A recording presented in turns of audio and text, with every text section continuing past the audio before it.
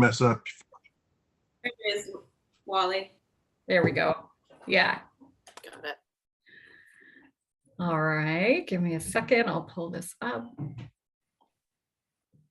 Well, hello, everyone. Thank you so much for joining us today. I'm very excited to have a few really neat folks on today.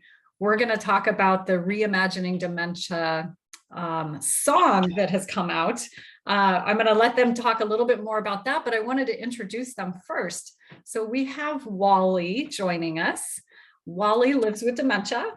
He comes from a family that has been living with dementia for generations. He's a board member and group host for Dementia Alliance International.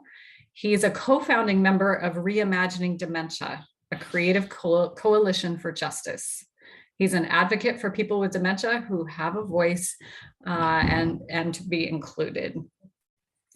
So we also have Robin Gerten. Am I saying your name right, Robin? That'll do, Laura. Yeah. Okay, good. Thanks, Robin. Robin is the song and video project manager for the Let's Reimagine campaign. That's what we're going to talk a lot about today.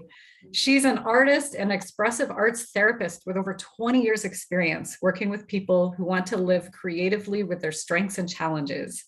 She is currently working with people living with dementia at the, how do you say the name of the place that you're at there?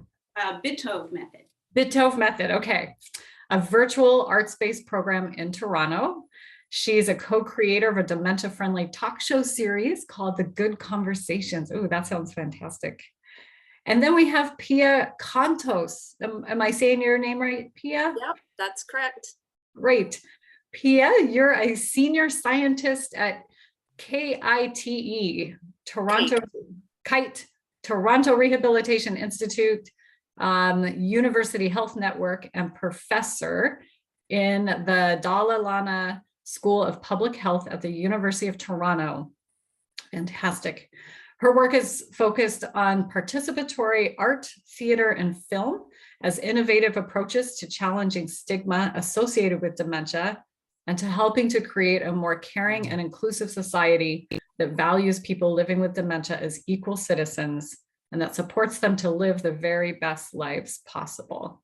I am so thrilled to get to meet with three amazing people. I was just saying before we hit record that I get so filled. I love to research. I love to meet people. I love to talk about dementia and the ways that we can improve people's experience and lives and get education out there to others. And I feel like I'm definitely with my people today. So welcome.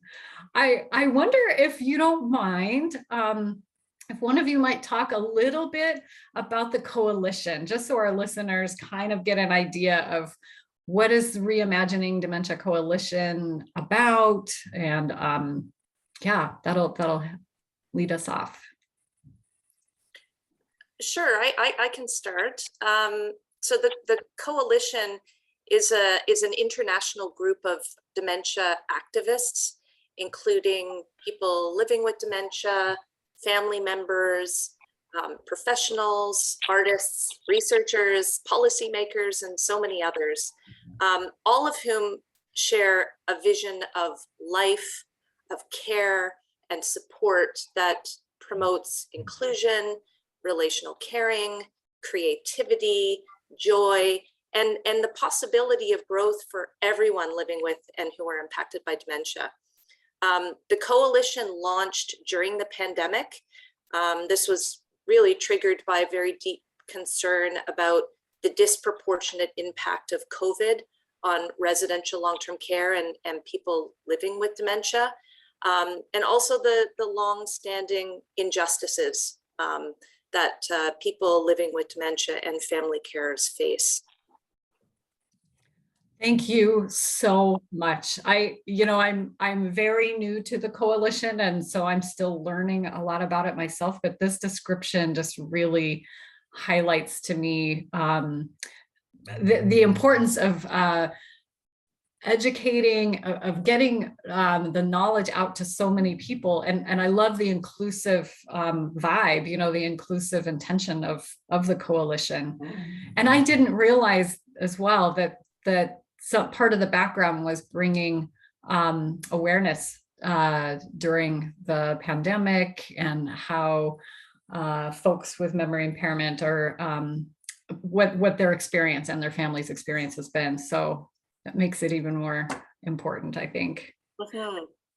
Yeah. Yeah, it's really where it started, because of really a concern too about the way that stigma was absent from so many analyses of the impact that COVID was having. So there was very little discussion about stigma, and I think collectively that is a concern that we all share. So Yeah, absolutely. But we're all seeing it. We've all seen it. This is fantastic. Thank you. Do you mind? I like to ask folks when they come on the podcast, just because it's such a personal experience, such a personal journey for so many folks. I'm really curious for each of you, how have you been personally impacted by dementia in your life? And by the way, listeners, I just wanted to make sure you knew that was Pia talking. And maybe we can start with Robin, and you can just share how dementia has impacted your life. For sure. Thanks, Laura.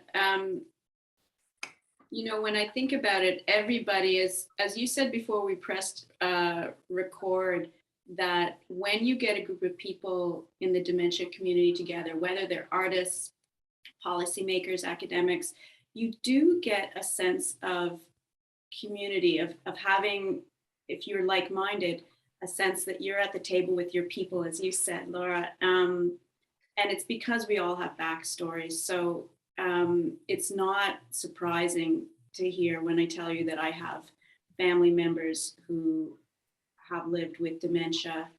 I have dear friends whose parents have lived with dementia.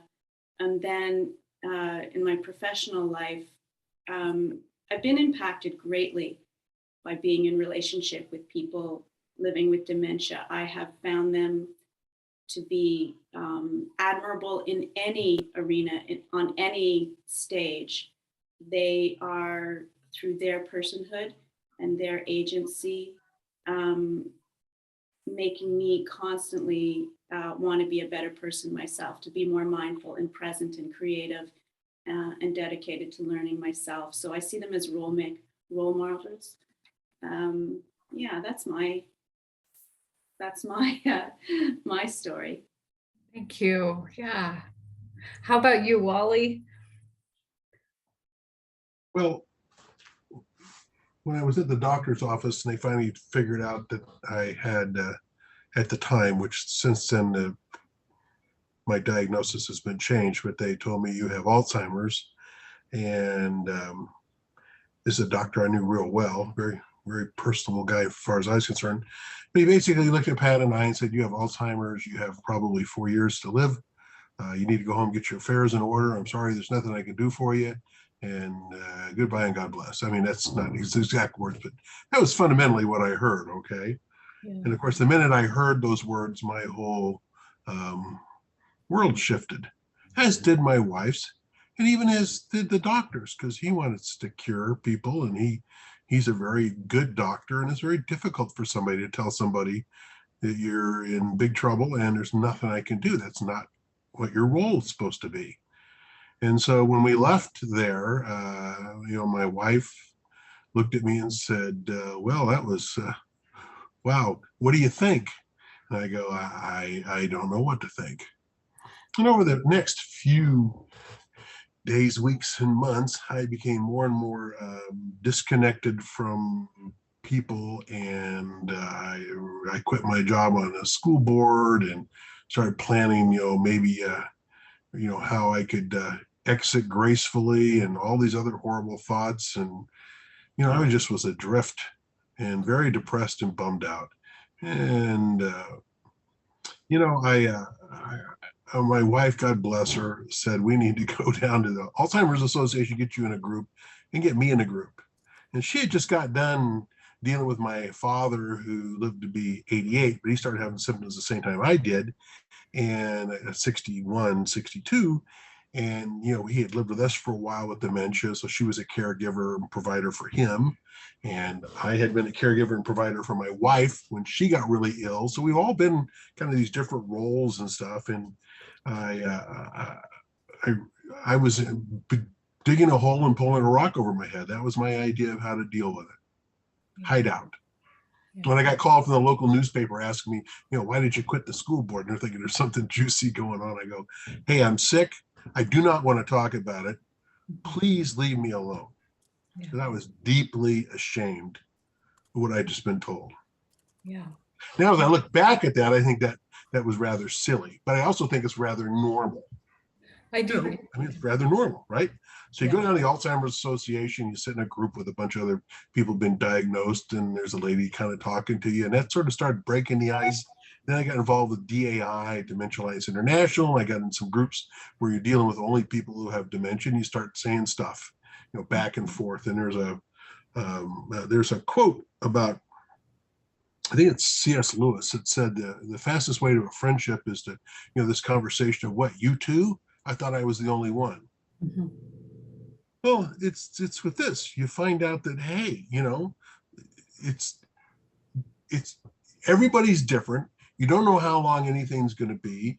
Everybody comes from a different point in life, but we're all having shared experiences. And that's what started creating a bond. And that's what got me interested in, why am I reacting the way I am? What can I do to help other people in the future not react this way? As I came out of my shell and learned that I talk about it, and I don't walk around with a big badge on my shirt saying, hey, I got dementia, but I'm not ashamed of it anymore. And I can incorporate it in a conversation and do okay. And luckily for me, my problems are executive functioning. I got decent verbal skills.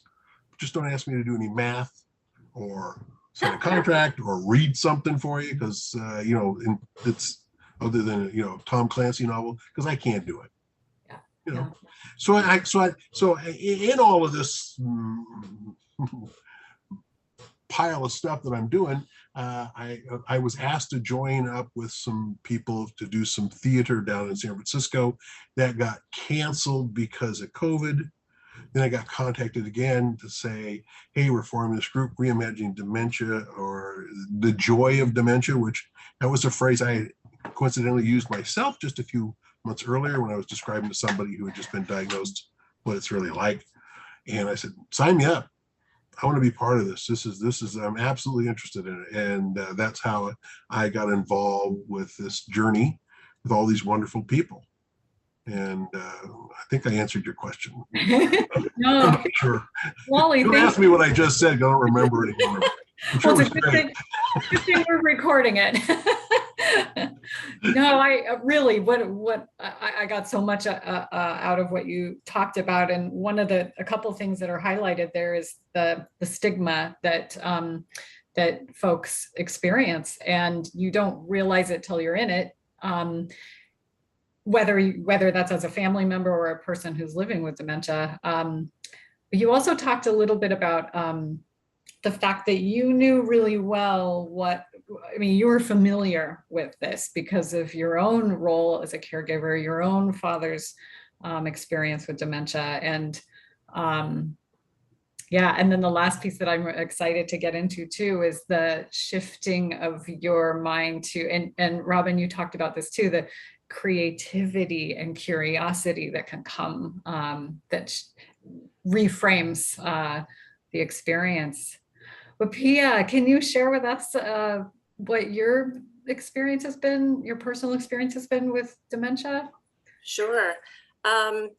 So I think, I can trace my interest in dementia back to when I was a young girl and would visit my great grandmother who lived with dementia in a residential long-term care home. And I remember loving to spend time with her, and but I always found it to be curious and also upsetting that she would be treated by the staff there as though she wasn't there. And in my visits with her, there was always somebody to encounter, somebody to connect with, and somebody to know. And so I found that upsetting, but curious, and didn't really understand it. It didn't really make sense to me. I was very young. And so I really attribute my interest in dementia and my interest in challenging stigma to those observations of mine at a very early age. And, I've committed my career to working with and learning from people living with dementia, and have found this work to be incredibly rewarding, to participate in this collective activist work. It's just so inspiring and so hopeful. Thank you so much. I'm just so touched, and it's just clear that people that I meet that are drawn to this work, whether I'm using work with quotes here, because it can feed our spirit so much. So let's jump in. I'm really interested to hear a little bit about. Well, I wonder if one of you can talk about the song, and it's more than just a song too. And so I apologize because I'm not introducing it very well, but I'll leave that to one of you to explain that to our listeners and myself. Okay, I'll jump in. Thanks, Robin. Yeah. Sure, but everybody jump in too, because this has been the product of a beautiful village. As you're noting, this community that's all come together. This is really one of the pillars of the coalition of Reimagining Dementia is collaboration. We're all about that, and using creativity to create change, to shift a tragedy narrative. And so it was always the idea of the founding members of the coalition. It was always their hope to create some kind of art piece that could galvanize and unite people to begin to do better. And so the idea was to create a song. We knew it had to be catchy. We knew it had to convey all kinds of ideas, both simple and very complex. We knew that we were collaborating with people coming from all different walks of life and lived experience. And we knew first and foremost that we had to be led by people living with dementia. So initially, it started off with many gatherings through the wonder of Zoom, where members of the coalition would begin and talk in large groups, in breakout groups, month after month, creating key words and phrases and imagery that was meaningful. We had to determine as a group, with all of our different experiences, what did we want the world to know? And what was the call to action? And so that was months and months of really careful, mindful, and I'm gonna say incredibly joyful coming together. There was a tremendous amount of laughter and play in thinking about and contemplating hearing each other. So that was very moving. And then the next phase was that a group of artists got together to begin trying to synchronize all of these disparate parts and to try to begin the process of creating a melody and a tagline and maybe a chant and so forth. And I think that one of the key moves that I'm really proud about is that we were able to recruit Simon Law, who I have the privilege of calling a colleague in my work with people living with dementia. I knew him and trusted him, and I knew he was totally on the same wavelength with everyone on the coalition. And so I brought him over to the coalition. He met with our founding members, and he was in from the get-go. And it was really as simple as and as organic as Simon recorded just a little phrase, how did he put it? Just a little jam. And he emailed it to us, just to maybe 4 or 5 people. And in my memory, I got really excited right away because it wasn't, it was cool and it was hip and it was energetic and not like anything else that I'd heard being used in the dementia community. And it was just really juicy. I can use that word. Yeah. And the small group of leads in the songwriting process started sending each other words, phrases, and little fragments of melody. And then we got together in a more orderly fashion to compare notes, to play back what we were sharing. And then we brought that phase back to the larger membership for reaction and honing and so forth. And it was fascinating, wasn't it, Pia? Mm-hmm. Oh yeah, and gosh, Robin, you speak so beautifully about the process. Maybe I can just pick up on a couple of points you've raised, and just to echo, you know, particularly the inclusive piece. The process, as Robin said, was really informed by a key principle of our coalition, which is genuine inclusion. We always in our gatherings with coalition members, you know, actively solicit and facilitate, you know, the contributions of people living with dementia and their care partners. We really believe that their perspectives and goals need to be at the forefront of any social action plan that's aimed at bettering the world for them. And so this project really was no different in that, you know, people living with dementia were a part of every stage of development of the song, beginning, as Robin said, with discussions about what does reimagining dementia mean, you know, and what do people living with dementia want to convey to the world about that? And, you know, and this, of course, included their experiences of prejudice and discrimination, but also the change that they feel is really needed. So all of that ended up, you know, as contributing to the lyrics.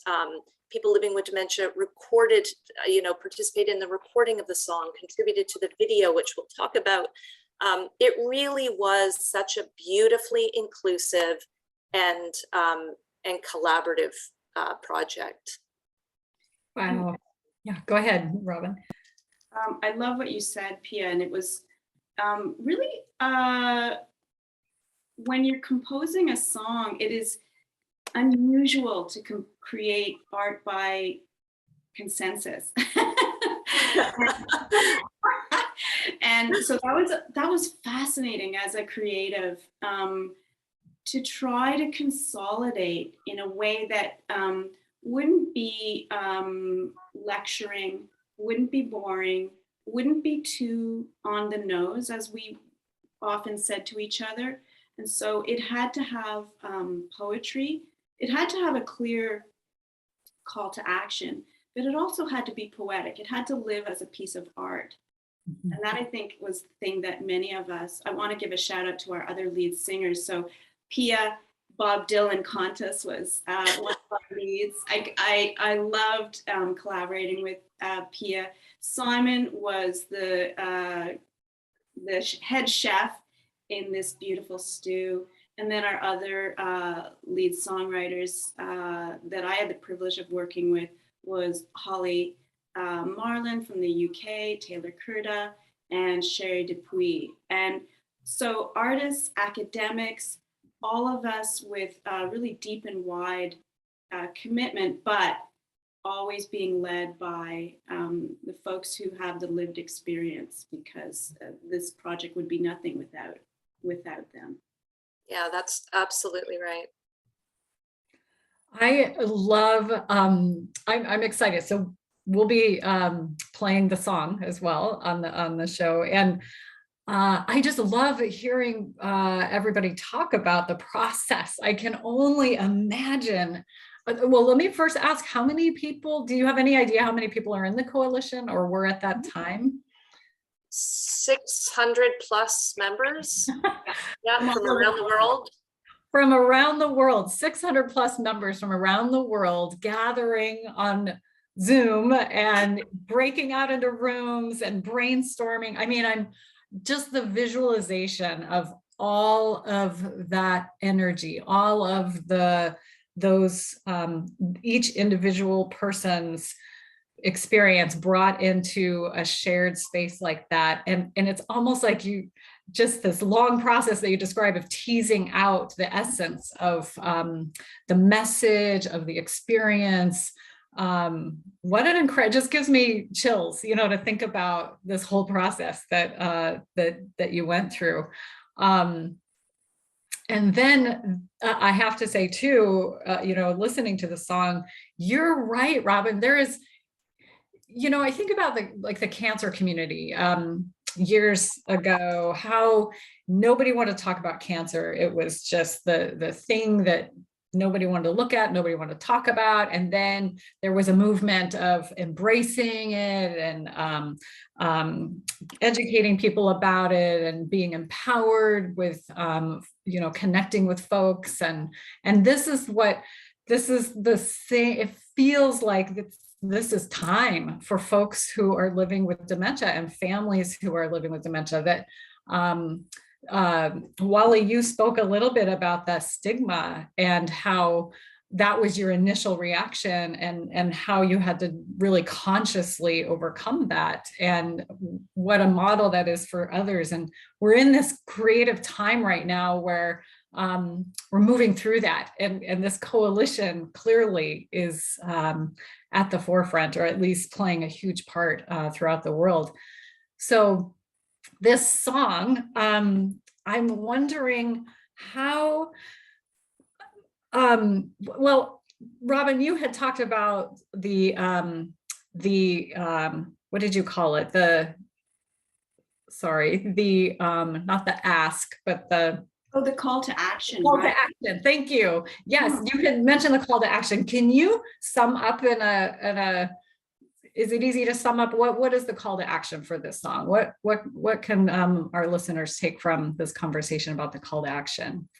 Well, I think we can all, Pia and Wally will join me, because it's a big question, but specifically we hope that people will listen and like the song, will share it, not just with friends and family, but maybe with other local communities, and perhaps consider making it their own. We've got on the Reimagining Dementia website, you can hear the song, you can see the video, and in addition, we have resources to help, if you're so inclined, to make the song or the video your own. We encourage people to personalize this so that it becomes part of their own lived experience. We have people who are now playing the video or the song before seated yoga classes for people living with dementia. We have people who are playing the video now to introduce educational conferences about dementia. So those are two ideas of call to action. The idea is listen, consider, think, and every single one of us can do better in our words and in our actions and in our attitudes. Mm. You know, just bringing up the creativity piece, Wally, I wanted to ask, because you had mentioned something before we were recording about that this really isn't just a song, that this is a whole experience. So Wally, I'm wondering if you could share the importance of the visuals that were used in the video. I'm thinking of it like if you were trying to, you know, a great movie that you love, and you're telling somebody about it, and you're describing the story, and you're playing the music from the movie, and you play them some of the words. But meanwhile, there's all these other things going on in the background that they obviously can't see because you're not showing them the movie. They're only getting part of the story. And really, to get the story, because this song is not, it's a song, but it really, once the video's added, it's more of a story, because there's lots of activities going on. And you know, you can describe a Monet, but until you've seen one, you don't know what it is. And there you go. Hang on. I gotta go put up with that. I'll be right back. I knew it. I knew he couldn't be quiet. Hang on, right back. Okay. Wally's dog is.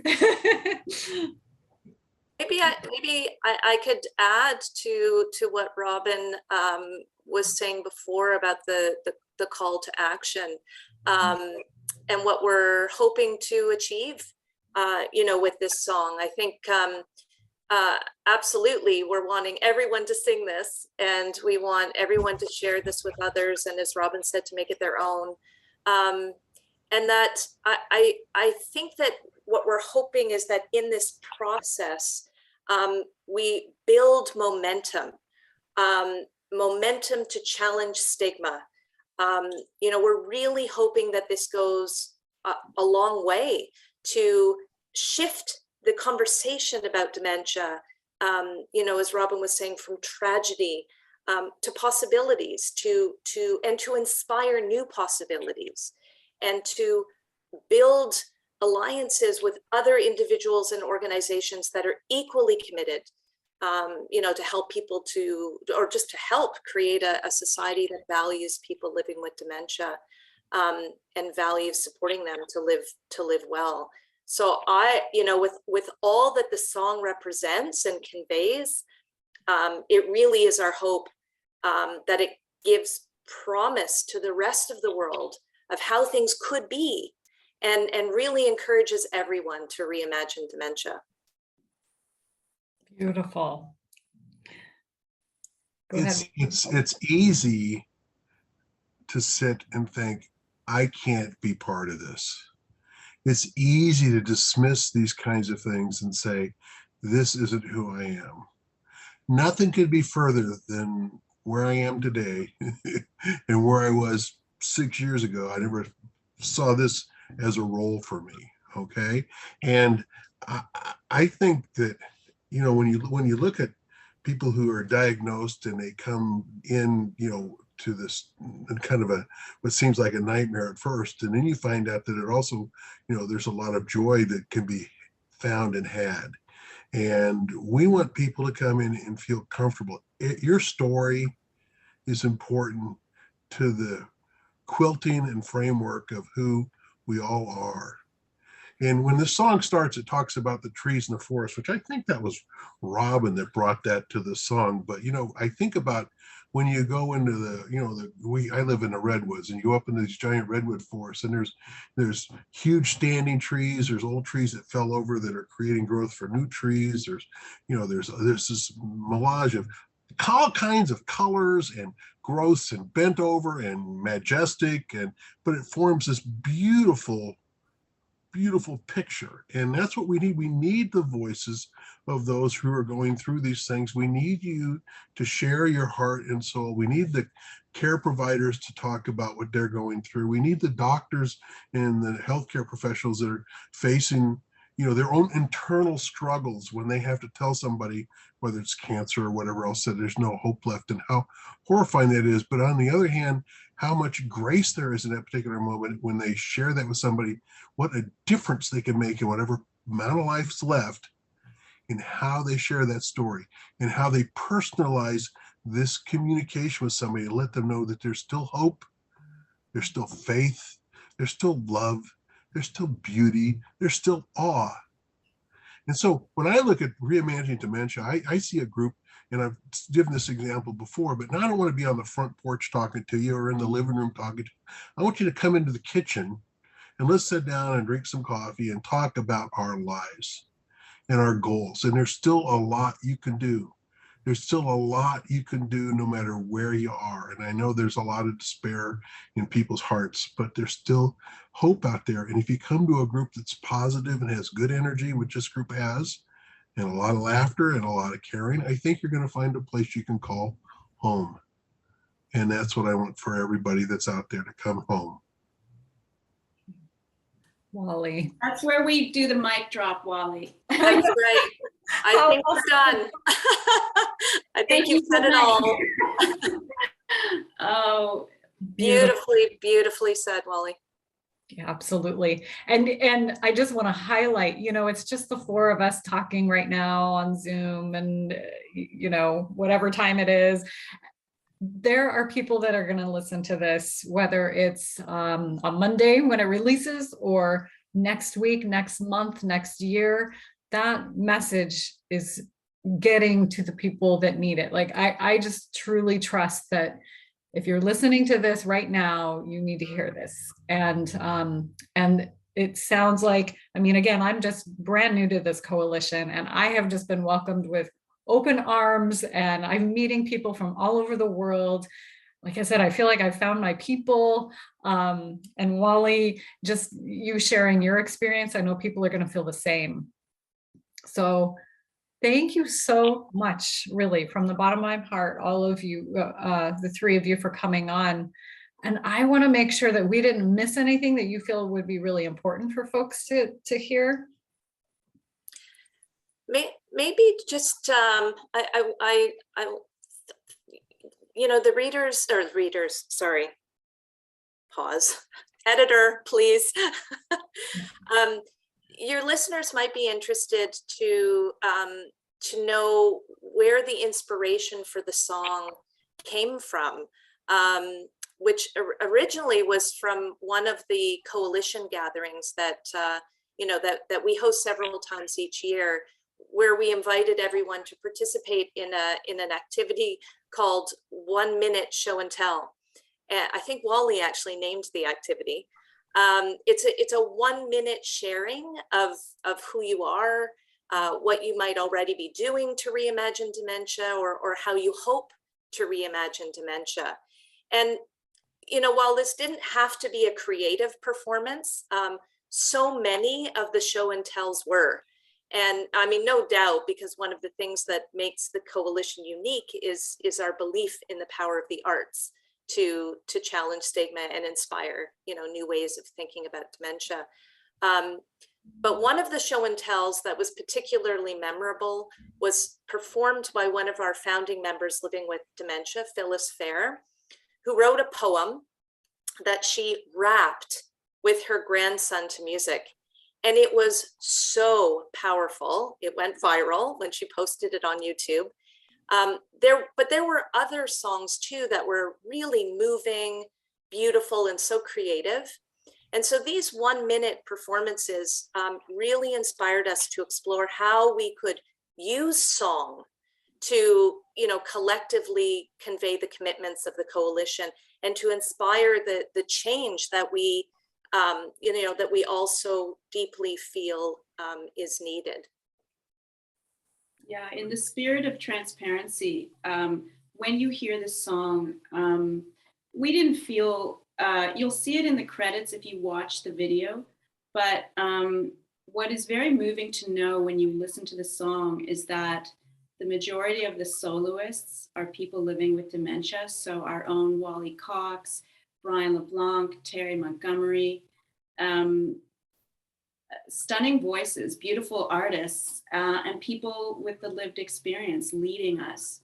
And then there's a chorus of literally hundreds of people from all different walks of life. And also with a worldview, we've got some spoken word Hindi and Punjabi voices speaking about the joy of coming, the possibility of coming together and doing better and uniting. And we've also got some spoken word artists in there. Again, more people living with dementia. Pia mentioned Phyllis Fair.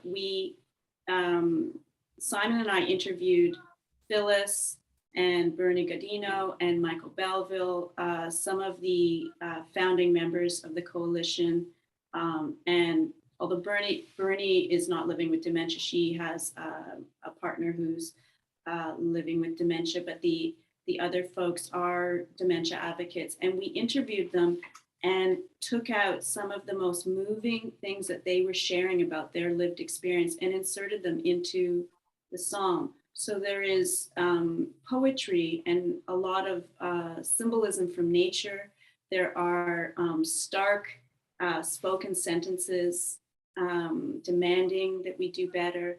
There is chanting, there are children's voices, there are world voices in there. So it's really quite an immersive experience.